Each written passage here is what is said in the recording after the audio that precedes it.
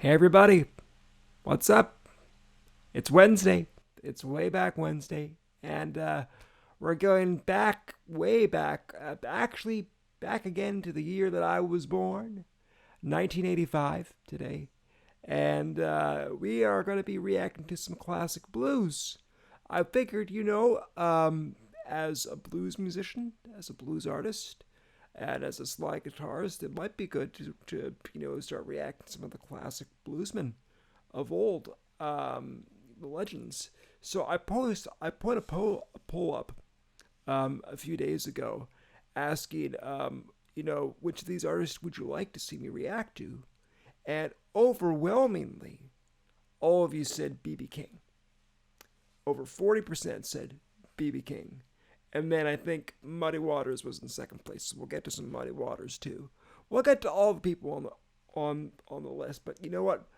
I'm glad that we're starting with BB, because he's one of my biggest influences.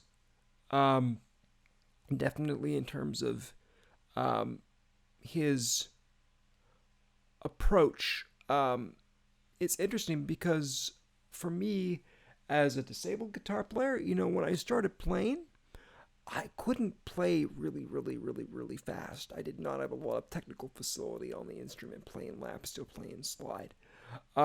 So, I've had to work on that a lot over the years to get there.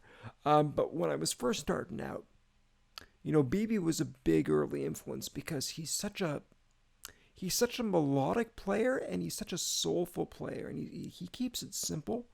And so for somebody who was just starting out on guitar, that was it made it a lot easier and more accessible for me to start learning.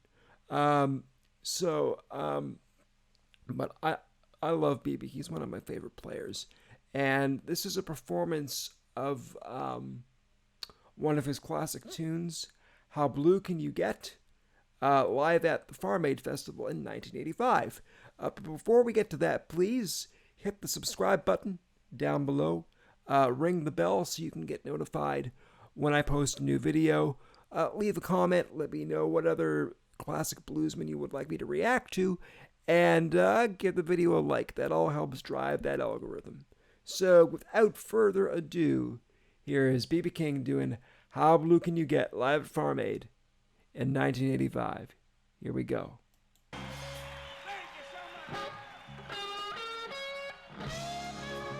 Oh, his vibrato. Yeah.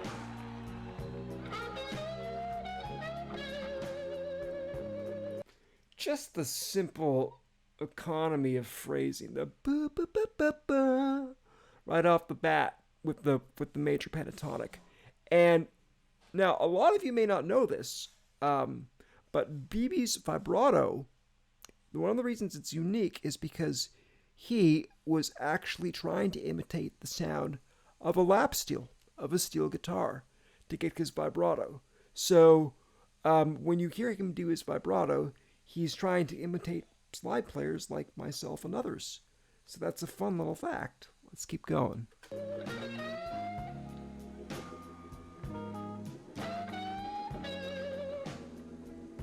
Yeah, now we're on the four chord of our blues.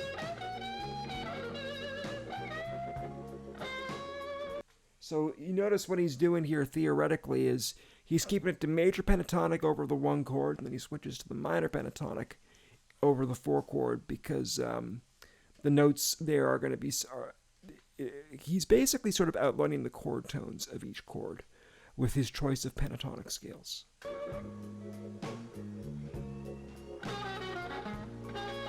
Nice little diminished lick.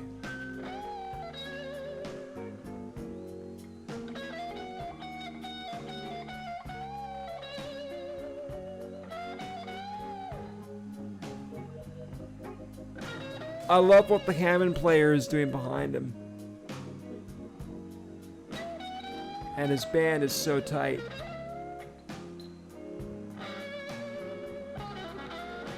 Listen to how tight the drummer's playing those triplets on the hi-hat. It's great.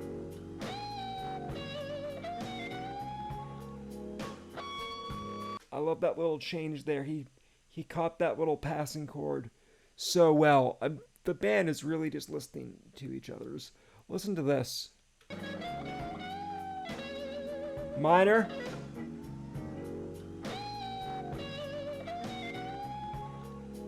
Yeah, he just playing over top of that little passing diminished chord. There's another diminished run. Yeah. Oh, well, let's. Shit, man. I know people say I shouldn't pause so much, but part of the fun of doing reactions is there's just so much stuff that happens that goes by you that's like you just keep reacting. It's like, oh wait, shit, what was that? Let's go back to that and catch that. This whole run here is just nuts. Like this sort of diminished chromatic. The one thing I like about earlier BB in the 60s and the 70s and the 80s is he wasn't afraid to bring in a lot of influences from jazz and get a little bit more of an outside sound. Listen to what he does here over the 5/4 turnaround.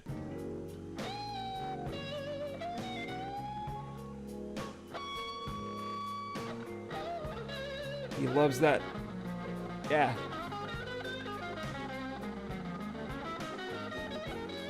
Oh.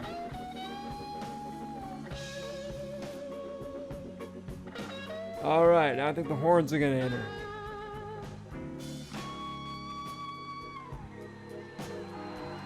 He loves sliding that octave note and just milking it and holding and just let it slide down. It's classic BB. This is so good.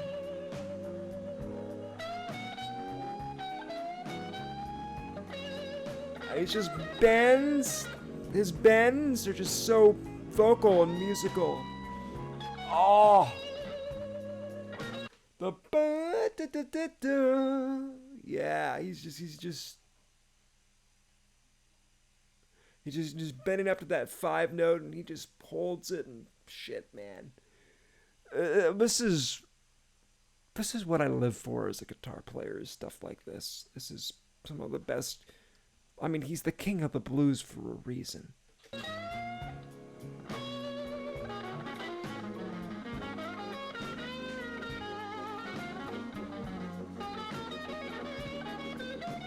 He really likes showing off the jazz influences over the 5/4 turnaround.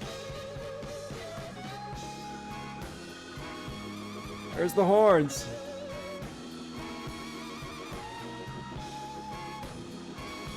Keeping it simple, that vibrato from the trumpets, killer.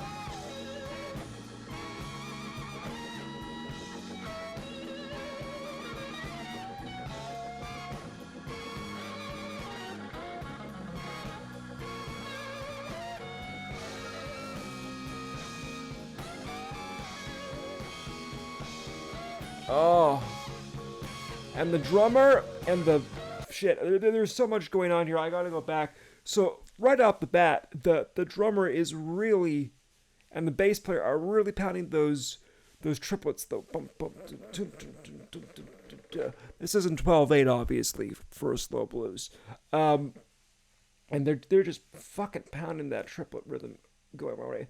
But one thing I want to point out here, okay, is like, we're at the emotional high point of this solo. And I mean, you gotta be damn good to open up your song with a guitar solo this long. You gotta have the chops and the goods to hold this together. And BB definitely, of course, he's the fucking king of the blues. Of course he does.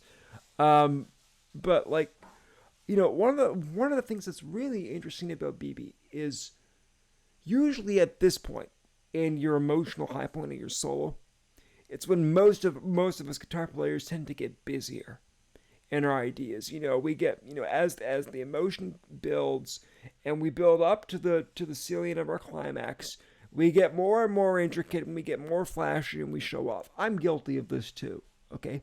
Not BB. BB actually gets simpler and simplifies it more and creates more space. There's now more space in between the phrases and the melodies so that they have more of a lasting impact. Well, just listen to how he's arranging this. This is brilliant. Space.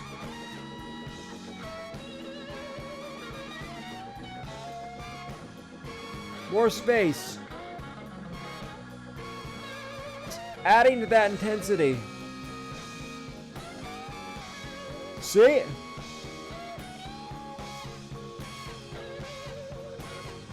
He's milking that space.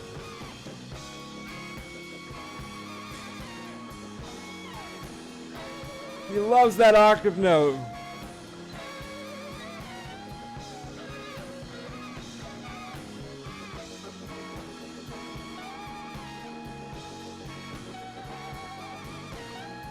He's simplifying it even more now. Look, guys, look at all the space that is going on here. Like, most guys would be blazing away a 1,000 miles a minute with 1,000,000 notes per minute. BB doesn't need that. He's playing on the tension. This is as much about like the space between the notes and what's not being played as it is about what is being played. You know, and as the emotion and the intensity builds, he's playing fewer notes, but he's milking the notes and the vibrato. That sort of steel guitar vocalist kind of vibrato for all it's worth. It's the complete opposite of how most of us play a guitar solo. And that's what makes B.B. King special. This is what makes him great, and this is why he's the king of the blues. Because he does the exact opposite of what you expect for a guitar solo. And he flips the script. He totally flips the script. Just listen.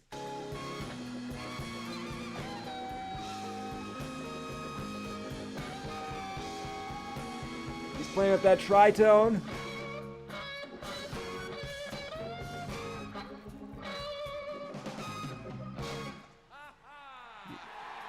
Oh. He broke his string. Keyboard players taking the licks to cover for him. Oh man, this is badass. The guy's broken his, PB's broken his string here. And he's changing it while he's singing. Not missing a beat. Oh my goodness. This is just... Talk about just owning the stage as a front man. Seriously. This is stagecraft right here. Love the chord voicings. His rhythm guitarist is playing right there behind him. You know our love is nothing but the blues, baby. You hear the keyboard players filling in for the fills for him right now because he can't play because of his broken string. You evil when I'm with you, baby. And you are jealous when we're apart. And I mean, his voice, BB's singing voice is just, it's so rich and deep and like, it's got so much soul to it, and just his vibrato is just, honestly, his guitar vibrato is as rich as his vocal vibrato, as his singing vibrato. It's the two really complement each other, I think. Oh, nice fills from the drummer. So evil when I'm with you, baby. The conviction. And you are jealous when we're apart. The grit on his voice. How blue can you get, baby? Standing there with his hands on his hips like he owns it. Oh, he's turning the string up. I gave you a brand new Ford. At the shots. You a $10 dinner. And you said thanks for the snack. Let you live in my penthouse. You said it was just a shack. That wide vibrato on the set. Like I've got a very like narrower vibrato, but just listen to the note and the quality of the vibrato on the word "said" here. Just listen. And you said thanks for the snack. Let you live in my penthouse. Here. It's sad with just a shack. Ain't that great? I gave you 7 children. Yeah. And now you wanna give them back. I've been down and Oh, the rasp and the grit. So much conviction and emotion. since the day we met. Yes. Say our love is nothing but blue. Baby, how blue can you get? Oh, that ending. Yeah, yeah, yeah. Oh. Oh my goodness. Talk about a performance. I mean, I didn't really touch on the vocals too much there, but I mean, what can you say about BB's vocals? He's one of the best male blues vocalists ever. His vibrato is just like wide and like rich and soulful, and I think he takes a lot of influence from gospel, you know, I guess coming up in like, you know, in like the black churches where gospel was sung. It would not surprise me if that was definitely an influence on his vocal style and probably his guitar playing too. Fantastic performance. The band was so tight. Like shit. The band was so freaking tight. Like the drummer is just like the drummer and the bass player. Oh my god. They're holding down that triplet, that 12/8 rhythm and driving the triplet and driving the swing so well. The horns are precise. The vibrato on them is immaculate, and they add so much like like in your faceness to it, and so much atmosphere and like texture to it, and the beautiful chords that, you know, his rhythm guitarist was playing, and what the keyboardist was doing. It all comes together so very well. BB always had one hell of a backing band, and you know what? A front man, and I say this as a front man in my own band, you're only good as your backing band. Okay? You can be the best, you know, you can be the best musician in the world. You can be world class. If you've got a crappy band behind you on stage and your rhythm section does not know what you're doing, it doesn't matter how brilliant you are. You're going to sound like shit, and it's going to be a bad performance. So, hands off to BB's band and all the great bands that backed up these legendary bluesmen, because the sidemen, they don't get their due. They really don't get their due, and they're some of the most brilliant musicians out there. But on the whole, such a wonderful, fantastic performance, and I'm so glad that you guys told me to check out BB. I'm so glad we did this. We're going to be checking out more of him in the future. I saw so many full shows from down the years here on YouTube. One of these days, we just got to go for it and just react to a whole show from BB or another artist, and just like, I don't care if the video ends up being an hour. I don't care if the video ends up being 2 hours of the way I go on. I don't fucking care. We just got to do it one day. Just go for it. Who cares? You know, it's a hell of a lot of fun. Yeah, I think for the next, you know, few Wednesdays, we're gonna stick to more blues. Next Wednesday, we're getting to a request. We're gonna be looking at what's his name, Elvin Lee, and 10 Years After at Woodstock. So stick around for that next Wednesday for all you classic blues fans.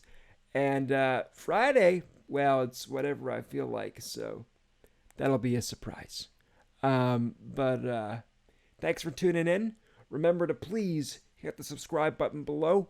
Ring the bell to get notified when I post a new video. Leave a comment and give the video a like. And I will see you all on Friday. Bye.